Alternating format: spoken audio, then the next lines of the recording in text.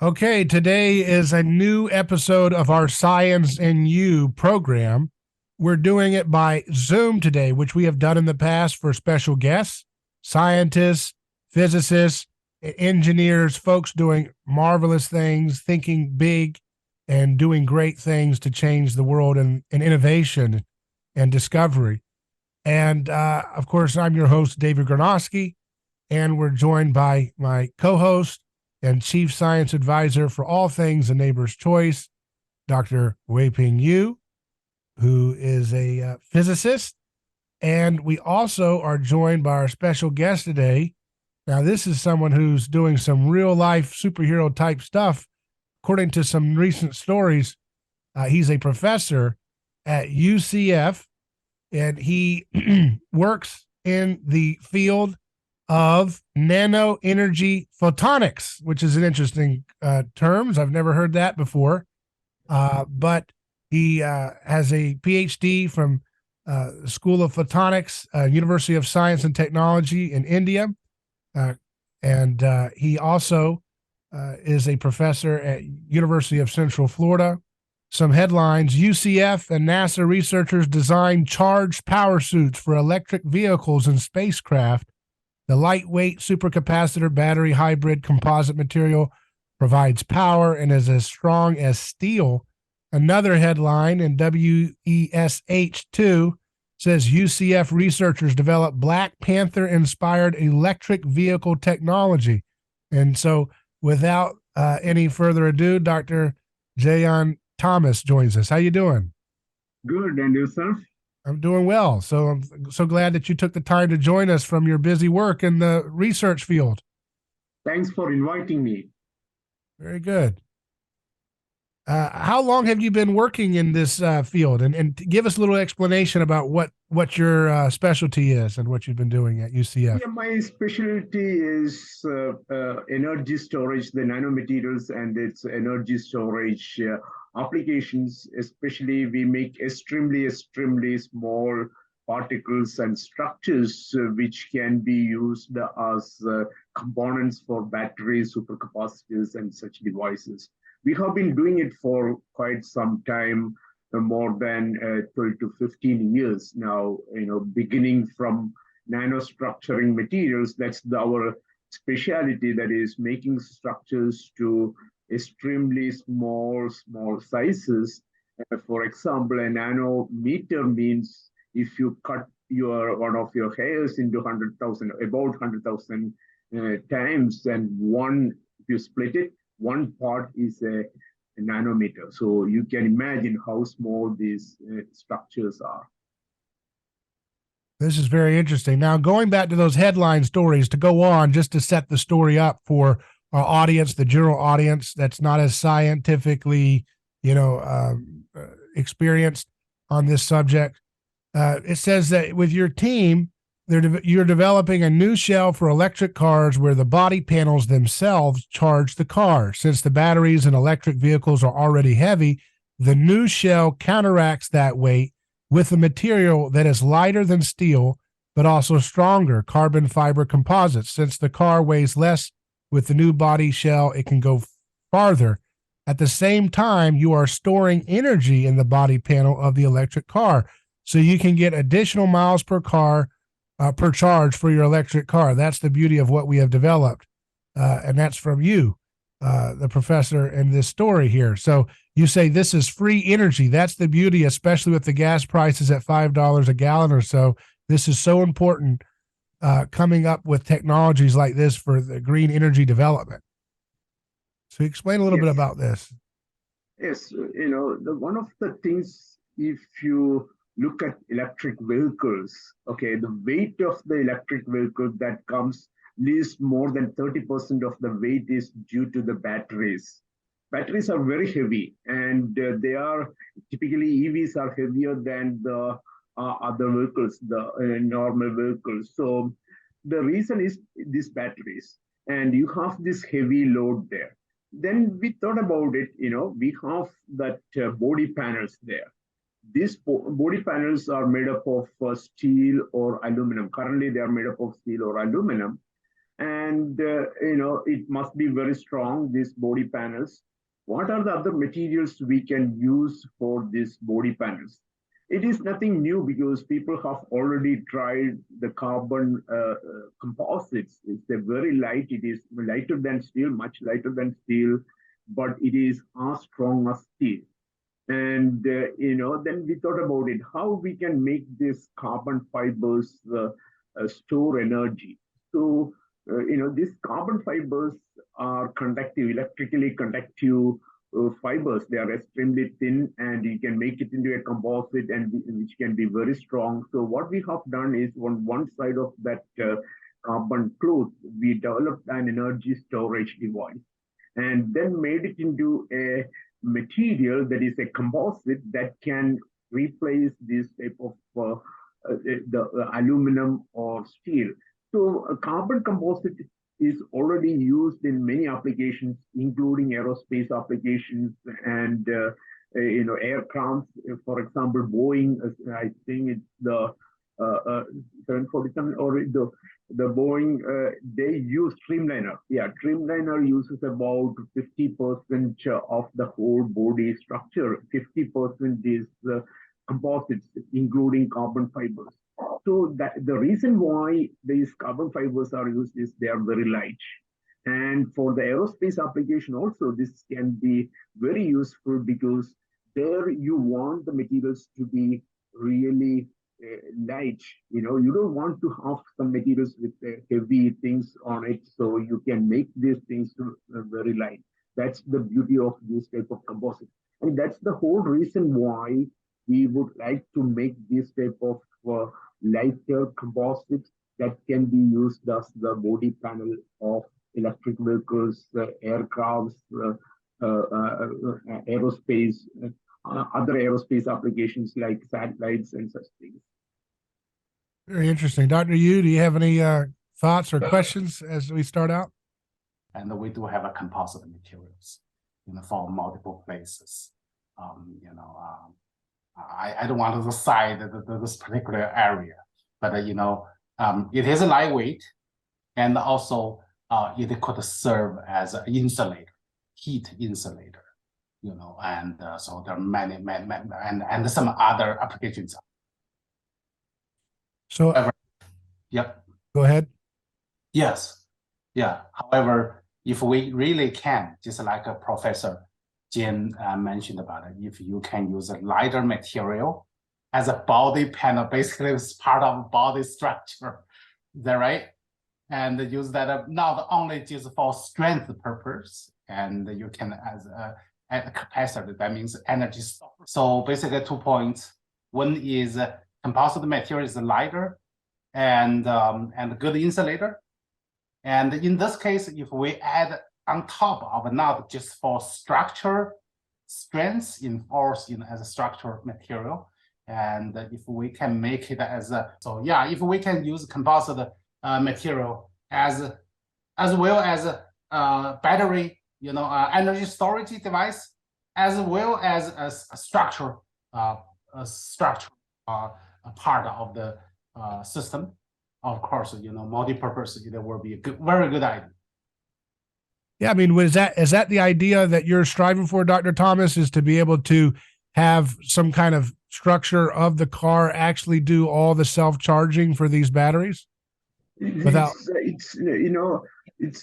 cannot say it's self-charging with just that body panel, but for the self-charging, we developed something like this one. Okay, this is an actual device we developed. You can see that this is that carbon fiber composite. You can see that how strong it is. It's very strong composites. Okay, and this is a device, and this can be connected. Here you can store energy in this composite. You see, this it can be stored within this material. It is extremely thin. It's a very thin material. And what we have done is we have also attached or incorporated the solar cell while we make these type of composites. So now imagine if you park your car outside in the sun, in the parking area, And if the body panel, the top, the roof of your car is made up of this type of carbon composite, you see this part of your composite, that is the roof of the car, it can harvest energy, okay, from the sun, and it can convert light into electricity, and that electricity can be stored within the same material, this composite itself. And that is the beauty of this structure. So then we can say that, oh, this is free energy. Okay, you just park it outside, you harvest energy, convert it to electrical energy, and you can store that electrical energy in these composites. So that is the beauty of it. This thing, the same thing can be used as for satellites. For example, structure of the satellite, body of the satellite. For the satellite, you know that it needs a lot of energy. So energy can be harvested by these structures, these composites, and it can be stored on the same or inside these composites. That is our invention. Wow. And that, how much room does that have to scale to be able to, eventually not have to charge your car at all? Is that ever a possibility with a technology like this? So, you can self-charge without needing too much of the grid to charge your car? Because I know that's been a big problem for electric car owners that's in California and stuff. Even currently there are some cars like that one with the solar panel. Okay, the cars with the solar panel, I think you might have heard about it. But again, the problem is depending on the sunlight and all, the energy it can harvest is limited. Again, this panel size is not that large, right? But still, it should be able to store considerable amount. And think about it, if you're driving only 30 to 40 miles a day, 30 or 35 miles a day, the energy stored by this technique maybe, I am not sure at this point, may be useful for, that good enough for that 130 to 35 miles or so. But again, you need to remember that this is free energy, right? Anyway, you need to park it outside. So there you get sun's energy. So whatever you get is free energy. So that will be very useful. For example, I drive maybe 15 or 18 miles, less than 20 miles every day. So this is more than enough for me. Whatever energy you get from the solar panels, if you have a high efficiency solar panel on top of this type of composite, that might be good enough for me to drive a day. That is good enough for most of my driving. Mm-hmm. Mm-hmm. That's very interesting. Yeah, just try to understand the system. So your solar panel part is as an energy source, right? So you can energy. And the composite, the energized composite material that's on the substrate in the system. So that's the part of battery electrical energy storage is serve as a battery. Is that right? Yes. Okay. Yeah. So I hope the audience. Yes, I hope the audience will understand. So this is not just a regular solar panel. Okay. This is the solar panel. It's a very thin solar panel. It's not the typical, what we have used in this case. This is not a silicon panel. This is a much thinner panel, and this efficiency of this panel is not as high as the silicon panel which you get in a commercial silicon panel. But this is much lower than that. This is just to demonstrate that we can use such panels. So the top part is the solar panel, and the thickness, this is the area where we store the energy. So again, if you increase this thickness, depending on the strength you require for your application, you can increase the thickness of this composite, these layers, or you can have more layers here added to this one, and that can store more energy. It depends on the number of layers you have there inside this one. And you can have that coating the entire surface of the car, or would it have to be only parts of the exterior of the car? It depends, we work with a car company, a famous, car company, and they said that we may not be able to use the whole structure or all the body panel of that car. Some parts need to be that metal and frame and all those things, but other parts, we calculated it as, I think, I don't remember the exact number, even if it's 8 meters square or whatever, I don't remember it exactly. That much area can be used for this energy storage. Okay. 8 meters squared, you said? I don't remember the exact, I may be wrong. So I am not sure about that number. That's the reason. I don't remember that number. So this is not an ordinary solar panel setup here. This is also. Yeah, this is, not don't think that it is the same solar panel you have on top of the roof. This is going to be different. This is called the thin film solar cells, more thin film solar cells. The efficiency of this solar cells is less than 10% compared to 15 to 18% for your silicon solar cell. But there is nothing restrict us in putting that higher efficiency solar cell on top of it. What we have done here is just attach a solar panel on top of this composite. What we developed new is the storage component of this composite. Okay. And that's the nanotechnology that you're talking about right there. Based on, so we modified these carbon fibers, we increase the surface area, and so that it can store more energy, and it can be used for both the power applications as well as energy applications, which means that the electric vehicles, for example, Tesla, Tesla goes from 0 to 60 miles in 3 seconds to 4 seconds. So for that one, it requires a lot of power.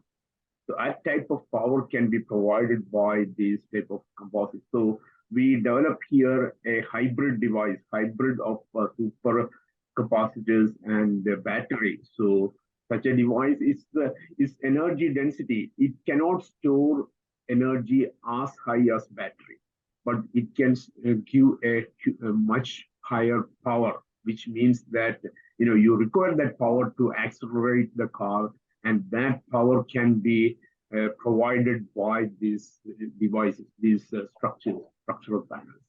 Wow. Makes sense. So that's why you mentioned about the batteries, or more like a capacitor. Yeah. And provide high power, but Yep. may not last that long. So right now, based on the panel you just demonstrated on screen, so how long that electric power can last? Yeah, that's a good question. This is not a typical capacitor. This is called a supercapacitor, and I said that it is a hybrid supercapacitor. So that's the reason why the energy density is not that high. That means it cannot last for long. That energy, whatever is stored there, and you need to have a steady energy for longer time for a steady energy density, which is similar to battery. But here in this case, since you are giving the power, it doesn't last that long, because you don't need that power for such a long time, only for that acceleration, right? That initial part, when you need that acceleration, you need that power. And that's where this comes into picture. So our intention is not to completely replace your batteries. Our intention is to supplement the batteries with this type of devices. Yep. So what are some of the other potential applications that you could explore? They mentioned the Black Panther suit. What's that about? Oh, Black Panther, that's the movie. Yeah. it can have its own energy. It can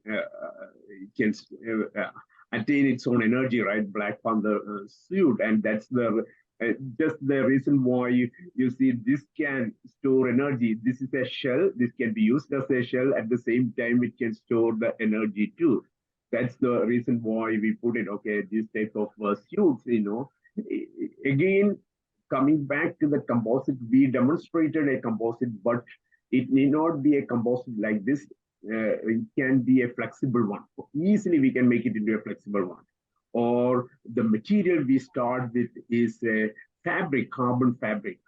So, we are expanding this work to other things, which I cannot reveal right now, but again, the other materials which can be much more flexible and which may be useful for this type of maybe wearables and such things at some point. Very interesting. So are there other applications you can speak on that you're exploring, or everything's kind of? So, aerospace, that's think about aerospace application. In aerospace, what you need is very light material, very strong material. And, you need a lot of energy too, So in all such application where payload is so important, this is going to be very, very useful. And that's the reason why this has been developed with a colleague of mine, with a collaborator who is in Kennedy Space Center. So he's a senior scientist there. So we have been discussing about it for quite some time, from 2018 or so. And, they have a lot of application for this thing. Okay, for the aerospace application, for satellites, for aerospace vehicles, and beyond that, it is for the aircrafts and all those things. But one thing is, for the aircrafts and other aerospace applications, they do not take something which is newly generated, right? They need to see how long it lasts, whether it can be very stable or it can last for quite some time. And that's the reason why they are waiting for it. We are at a technology readiness level of about four or so. But they will take a technology only if the technology readiness level is about 8 or above. So we need to bring now, what we are doing right now is to bring that technology readiness level from level 4 to level 8 to 9, so it can be adopted. Very similar, for the car, commercial car, electric cars and such things. Same thing is applicable. They don't want to take a technology which just created or discovered. They want it to be there for quite some time to make sure that it is very reliable. So the energized carbon composite material, is that something you guys invented, or something it's already somebody else has been used? No. Carbon composite has been, it has been used for so long, because it's a very light composite. These materials, these are very strong, very light. This is not developed by us. Absolutely not. What we have done differently is we developed a technology in collaboration with KSC, our collaborator there. We developed this technology where the other materials, the supercapacitor active materials like graphene and such things, are attached to these carbon fibers. You remember, I said that this is a supercapacitor, which means that it can give both energy density and power density.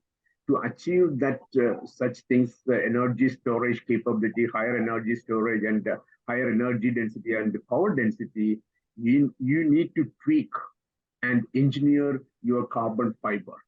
And we engineered the carbon fiber, that is, Nano engineered the carbon fiber structure with the graphene and other active materials, so that that carbon fiber can store a lot of energy. And that is our invention. So that is our innovation, making the existing carbon fiber or carbon fiber fabric and modifying it, engineering it in such a way that it can store a lot of energy. And then we transformed, we generated a new patterning model, and which can be used inside this material, so that this composite can provide both energy storage capability as well as the hardness or the toughness it needs for these applications. Who create what's called a carbon fiber? This is the energy storage in carbon fiber material, and has to be laminated, or is to this normally carbon composite. It is, that's the reason I told you that we developed a patterning. There is a pattern within this material which you cannot see. So if you just laminate it, you will not get that strength. I hope you're following me, right? Because if you just laminate to carbon fiber clothes like this one, that's not going to give you that strength. So we developed such a pattern within this material so that this is still very strong. At the same time, it can store energy, and all these connections can be taken, within that composite itself. That's what we have developed. You use a patented carbon fiber material to make a carbon composite panels. Okay, that's fair. Any manufacturers are working with you guys to make these materials? Yeah, we are working with certain companies, and we are planning to start a company. Already it is in the process right now, and but I cannot go into the details of those things. It's a very good startup. Is there something you can do with traditional solar panel technology that this could help improve for home use and roofs and like Tesla roof and everything, tiles? Yeah, that's a very good question. Unfortunately, I cannot answer it right now. So you understand the problem, right? Yeah. Because we have something coming up in that direction. So that's the reason why I don't want to talk about it. Yeah, yeah. Was there any? Go ahead. Another question about the thin film type of solar panel. Is that part of your patent too? No, but it's I don't remember whether we have included. It is just included that you can attach a solar panel on top of it, but that is not. In a way, it's we are just attaching another on top of that fiber. That's all. Nothing more than that. So I don't know whether we just mentioned it, but that is not one of the claims. Like we can just attach another panel on top of it, but more than that, there is no particular innovation in that direction. In the direction of developing that solar panel. And you mentioned because you don't need that part. The energy storage is the big part of this invention. So yeah, I see you have a. The other technology is already there, so we don't need to reinvent the wheel, right? Right, exactly. And it's, you mentioned it uses graphene. Is that what's going on in the carbon fibers? It's a graphene material? Yeah, those things are all inside this one. Okay, you don't see those things, but they are all inside this one. Mm-hmm. Very good. Is Luke your counterpart at the NASA Kennedy Space Center? You're this research. Yeah, Luke Robertson. Yes. We work closely with Luke for these things. Because we started this work, I started back in 2015-16 period. He also started at the same time in Kennedy Space Center, but we didn't know each other at that time. But when we met somewhere, we talked about general things, and I told that, okay, we are developing this one. And okay, he said that we are also developing in that one. Why don't we work together? Then we got together and then discussed about these things, and that's how the collaboration started. Very good. You the partners. Yeah. Do you have a NASA besides, do you have a NASA some special fund for your project? I used to have some the local what is it called, space research funding for the state or something. I think that is given by NASA through that, what is it called, Florida Space Agency, Florida something like that one. I had some. Yes. Okay. It's not Yeah. a big grant, but for this work, we developed these things under NSF funding. Yeah, but we are looking for NASA funding. We had talked with a few people in NASA about these things, and they are. It seems that like NASA is very interested. Is there other projects that you're working on parallel to that you could speak on, or is this your main everything all in on this one? The other part is basically the optics part, optoelectronic device development and such things, that is neuromorphic computing and all those things. That is entirely different than this one. So I have two parallel work, one research, one is that energy storage, and the other one is optoelectronic devices, and that is neuromorphic computing or optical synapses, optoelectronic synapses, as well as organic electrochemical cells, that is organic electrochemical transistors. Those are the things which is plasmonic organic electrochemical transistors. So that's the one thing we recently developed. Wow. Yeah, can you explain a little bit about that? I've never even heard of that. Yeah, completely. Neuromorphic computing means, von Neumann computers you have right now, it has a processor and it has a storage, and all the time information is, transported between this processor and the storage, right? You have that storage in your computer, or you have a cloud storage. Whenever you need to access that one, you need to get that information from their storage and to the processor, and you do all the processing and everything, and then you need to send it back and all those things. And it is time consuming as well as it is an energy intensive process. But neuromorphic means you look at yourself, okay, your brain. Your brain does these things much more efficiently than this one, right? You look at the material, if I see you a few times, I remember it, that is the optoelectronic part of it. The retina, there are neurons there, and neurons process it. And this is processing, and the memory is done simultaneously. Okay, synchronously, this is done, whereas it is bifurcated in von Neumann computing. So neuromorphic computing means that this can be done together with high efficiency. So that is very similar to your brain with the neurons and synapses.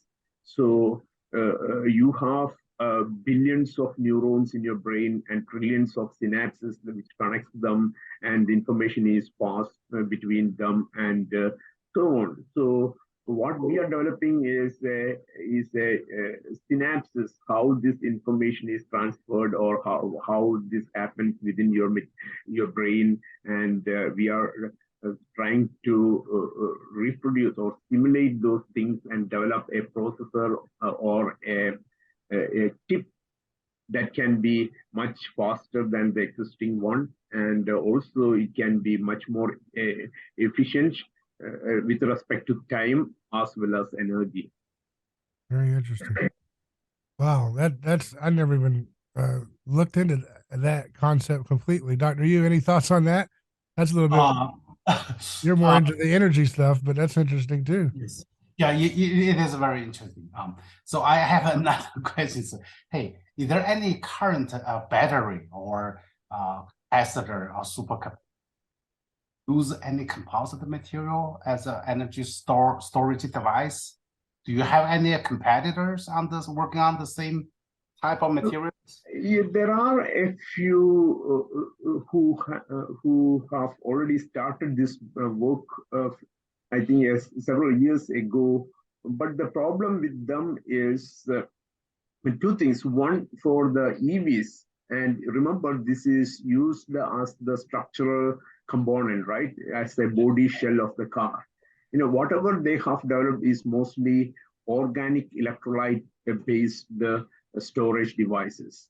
So you can understand the difference. Whenever you use that organic electrolyte, this, when you use it as the body shell, the body panel, if there is an accident, even if there is a scratch there, it can have some sparks, right? that can Yes. be catastrophic. It can catch fire immediately if you use that lithium-based organic electrolyte material. So that is the reason why we use the aqueous water-based electrolytes. And you asked me previously the reason whether it can store as much energy as a battery. Our devices cannot store as much energy as battery. Basically, we use water as the electrolyte. So the voltage window you can get for this, our devices is about 1.5 to 2 maximum. That is the voltage window you can get, whereas for the organic devices, batteries, you can get 3 to 0.8 to 3 volt. So, but you cannot use the other one for this type of applications. You want to use this water-based devices for this application, EVs and such things, especially for the structural panel. And that's the reason why our energy density is lower than that of the other lithium-ion batteries. This is the reason. So what they have done is basically, what kind of batteries was that? You said the what other batteries? Lithium-ion batteries. Okay. Yeah, which is currently used in EVs. Okay. But that is used as a separate, block. So it is never exposed on the surface or anywhere. But the problem is, if it catches fire, it is going to be extremely, extremely hard to extinguish that fire, right? Because it's all the organic materials, it is catching fire with the lithium, and these are highly flammable materials. Whereas we use non-toxic, non-flammable materials. That is the difference. So that is the difference between other work and our work. So, and also we developed it in process of graphene and other newer type of materials, and using water-based electrolyte. Now, how knowing what you know about because you're a materials scientist, right? Is that the best way to? So yes, knowing what you know, we're very much interested. I want to kind of talk big picture now.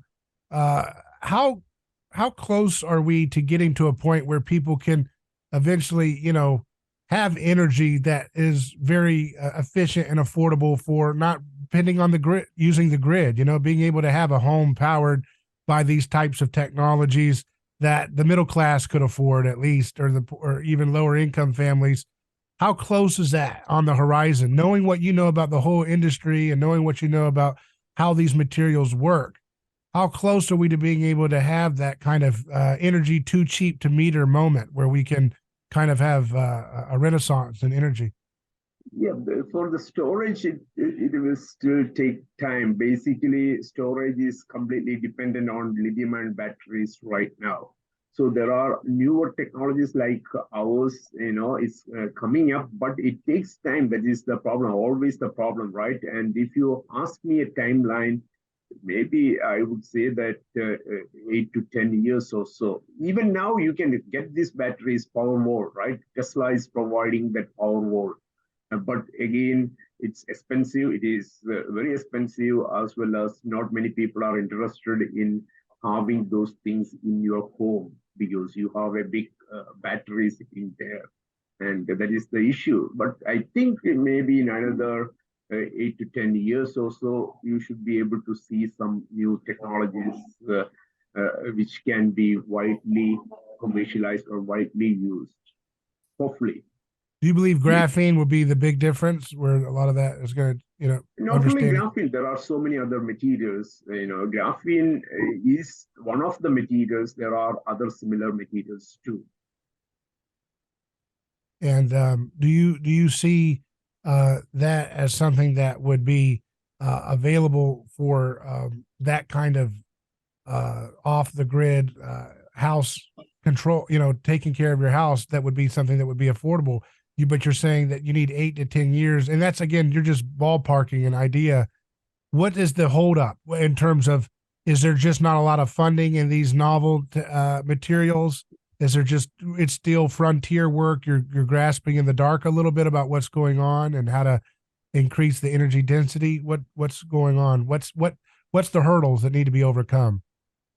Yeah, it's not easy to get funding. For example, a technology from my part, like ECOS-based and all those things, is not easy to get funding because the energy density is not as high as the lithium-ion batteries. Because most of the companies, even for all commercial applications, they want to use that lithium-ion battery because it has already been established as the bus material and bus devices. So it is a proven technology, right? They would like to invest money into that one. But other technologies should also come up. That's the thing. They should fund other technologies. But most of the time, money goes to this established research. They need to spend more money on this type of novel, impactful research work.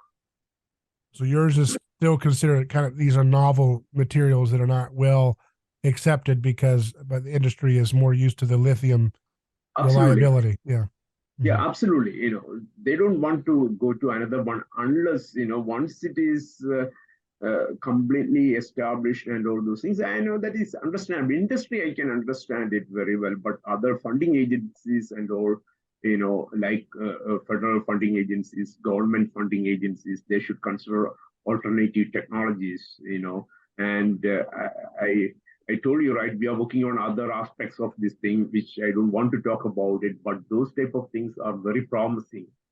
And I would say that especially for this type of composites, and this can be used for many, not only for this type of composites, but for other applications, like you mentioned previously, for housing and so many other things. So I don't want to go into those things, but it can be very applicable. You understand the concept, right? A single material can be, or single device can be used as a structural component as well as the energy storage, energy harvesting component. So this type of innovation should be well funded. That's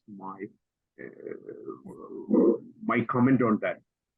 We're very much interested in this space, and I mentioned to you before our interview briefly that Dr. Yu and I have been investigating some panels that we have that we came across, and one layer is graphite and one layer is silicon, and it's a 24/7 little energy panel, 12 inches by 12 inches, and it's about maybe a half an inch in thickness, and it's interesting. We want to learn more about what we don't know exactly the components of the materials, but it's an interesting area of, considering how you could have 24/7 energy panels. Dr. Yu?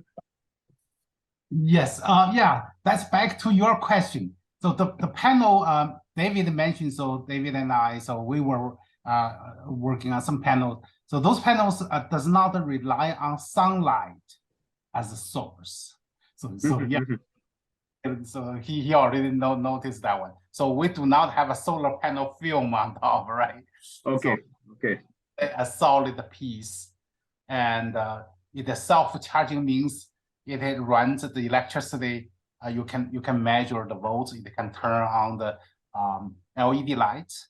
We tested in the house environment, even in a inside a metal drawer for 6 months. It running. Of course, there's no wire attached to them. Yeah, that's something. You can short it and it comes back to full capacity within a couple an hour or so. And you can do that inside of a steel cabinet or wherever, dark. In your cabinet when it's cold, when it's winter, dark completely. Anywhere you go, it seems to be consistent, and it's an interesting technology that I just thought would be interesting to share with you, seeing as you have experience in material science in this area. Sure, yeah, that was very interesting. Yeah. So I do believe your invention, so your panel may right now have a higher power, and so maybe can be, you said, hey, process actual jump, to start up a car from 0 to 60 miles in 3 seconds, right? So yeah, you can kick in additional electric power. I do believe so. You should have your own application. And I know there's some private space companies, they make composite spacecraft. Yeah, So yeah. it could serve as your client, right?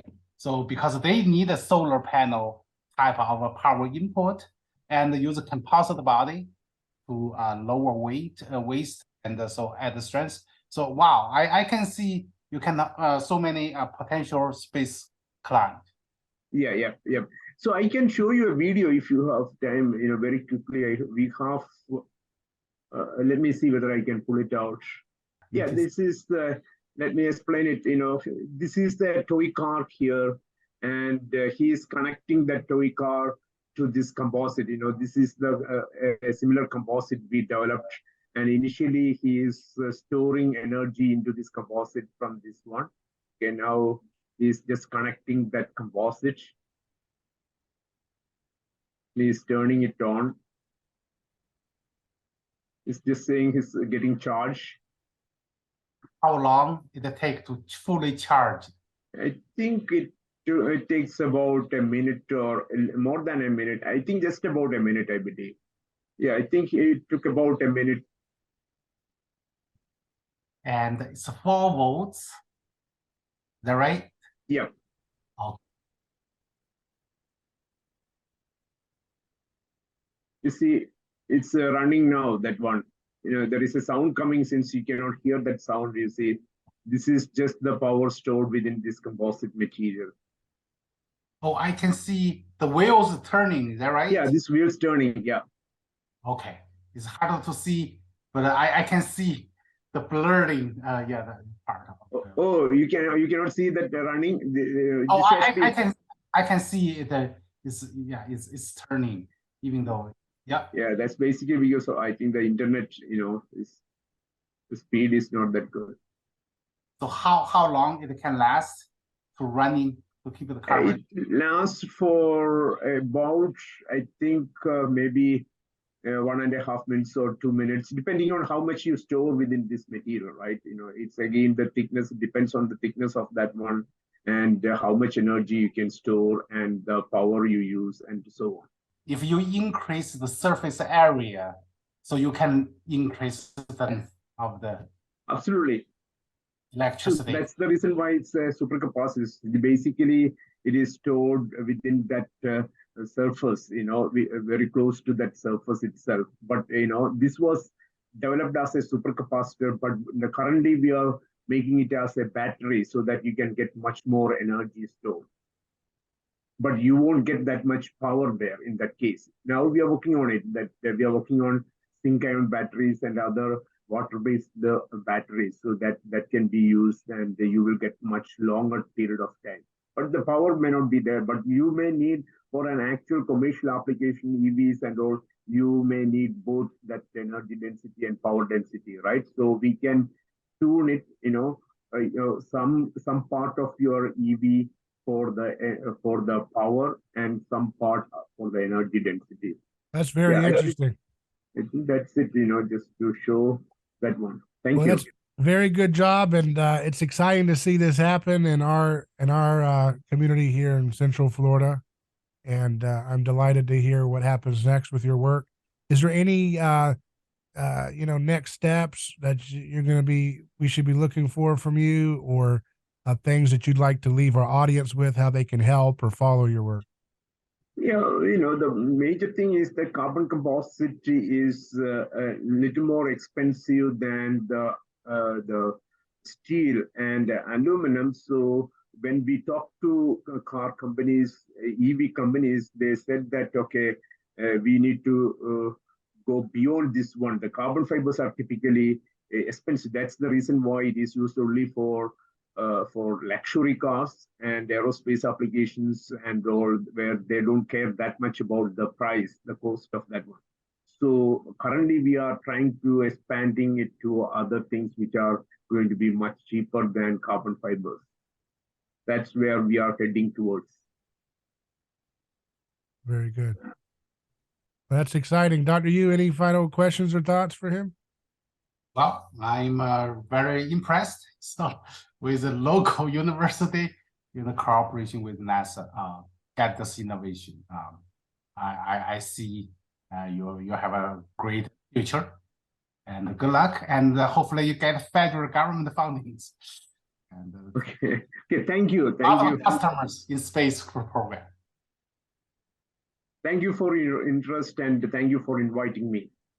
Well, thank you, Dr. Thomas, and we'll continue to follow your work with interest and keep us updated on how things go. Sure, absolutely. Thanks.